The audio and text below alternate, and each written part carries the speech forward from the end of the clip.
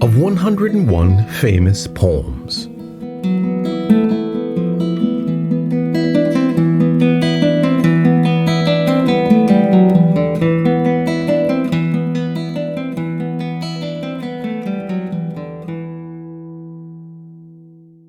Recessional.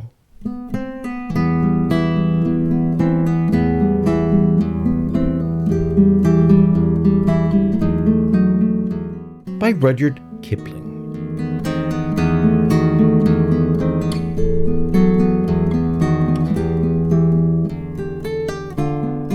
Spoken and with commentary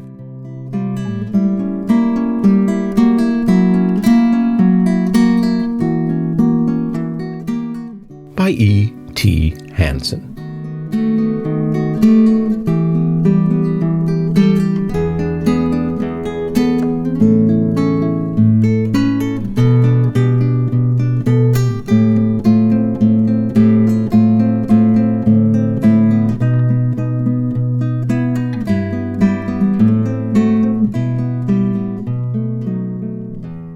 God of our fathers, known of old, Lord of our far-flung battle line, beneath whose awful hand we hold dominion over palm and pine.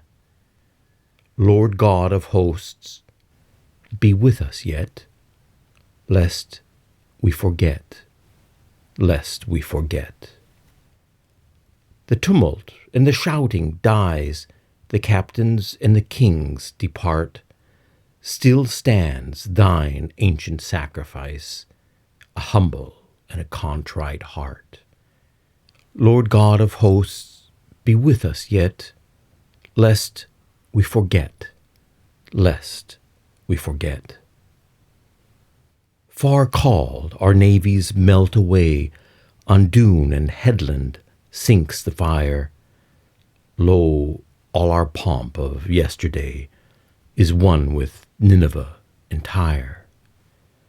Judge of the nations, spare us yet, lest we forget, lest we forget. If, drunk with sight of power, we loose wild tongues and have not thee in awe, such boastings as the Gentiles use, or lesser breeds without the law, Lord God of hosts, be with us yet, lest we forget, lest we forget. For heathen heart that puts her trust in reeking tube and iron shard, all valiant dust that builds on dust, and guarding calls not thee to guard, for frantic boast and foolish word, thy mercy on thy people, Lord.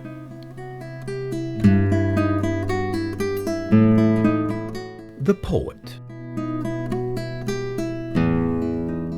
Joseph Rudyard Kipling, born 1865 and died in 1936, was born in Bombay and colonized India to English parents and sent back for a few years to spend his early education in South Sea Portsmouth, which he despised. By the way, he was named Rudyard after a lake in England, which played a part in his parents' romance. With a poor academic record, he was called back to India and given a job at the newspaper Civil and Military Gazette in Lahore. He took to journalism like a duck to water. He reveled in it and wrote for several publications, where he also began to publish short stories and poems which became noticed outside India. His short stories made him world famous, and he returned to England at the age of 24, where he lived most of his life and where he wrote his major novels, finally in Sussex, leaving occasionally to travel around the world, making extended trips to America, South Africa, and other places. He married the American Caroline Balestier, who taught him how to use a typewriter, and lived with her until his death. He opposed and warned of communism, fascism, and Hitler, and lived to see the rise of Nazi power, but not the beginning of World War II for England, dying in 1936 at the age of 70. He was awarded the Nobel Prize for Literature in 1907. His most popular works include The Jungle Book, Just So Stories, and Kim, many short stories including The Man Who Would Be King, and his poems Mandalay, Gunga Din, The Gods of the Copybook Headings, and If. From early on in his success, he was criticized for his patriotism, for his suspected racism, and his support of colonialism, yet other poets and writers praised his abilities, and his works continue to be read and loved today.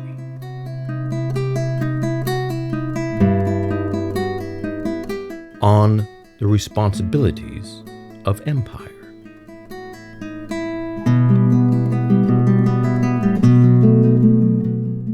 Kipling is often criticized as an apologist of colonialism, and he was certainly an English patriot.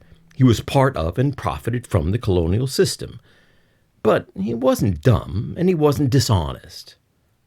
The poem Recessional, named for him that is usually sung at the close of worship services, was written on the occasion of the Jubilee, or the 50th anniversary of the rule of Queen Victoria. That was celebrated in a big pompous way in England and in other parts of the world, and Kipling didn't at first intend to write a poem about it. But as the celebrations got underway, I guess all that self-congratulation kind of made him sick to his stomach, and he wrote Recessional, a kind of prayer to God to forgive his beloved empire its hubris, and perhaps inspire in his countrymen and women a little humility. In it, Kipling predicts the fall of the British Empire, and of course his prediction came true. The British Empire is now a thing of the past, and England is once again just a little country at the edge of the world. Today, the empire is America. America is not a colonial empire like Great Britain was.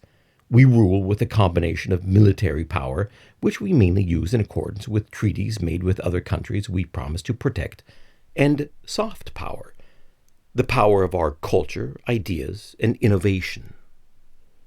Other countries like China and Germany export more goods and services than America, but we export more ideas than any other country. They range from music, film, and literature to medical and scientific breakthroughs to political and social ideas. No other country is as innovative technically or intellectually as the U.S. I live in Germany, and I see it every day. As soon as there is a Black Lives Matter or a Me Too in America, a few weeks or months later, the movement pops up in Germany. Other countries have plenty of other very rich and very smart people, but no other country has an Elon Musk, a Bill Gates, a Mark Zuckerberg, or a Steve Jobs, or the innovations they made. It's not a coincidence that all the big GAFA companies, Google, Amazon, Facebook, and Apple, are American. Our intellectual power is the true nature of our empire. But with that power comes responsibility, great responsibility. More than any other country in the world, America has the duty to serve the world, not to exploit, not to seek only its own profit, not to lord it over others, not to ignore and neglect other cultures, nations, and peoples, but always to be aware of and fulfill our duty towards them.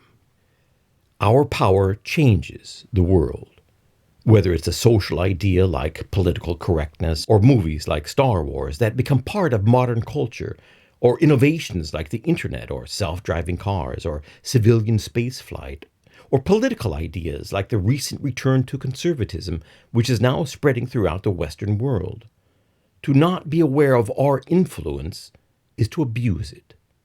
To neglect the needs and crises of other nations is the kind of hubris Kipling warned of. American power won't last forever. Nothing can. The decline of America won't happen in our lifetimes, but one day our empire too will fall, and the next empire will cast judgment upon us. Then history will decide whether our role in the world was beneficial or detrimental. So when you read this poem, Recessional, think not of the British Empire it was written for. but of the empire you live in today, and of the responsibility that comes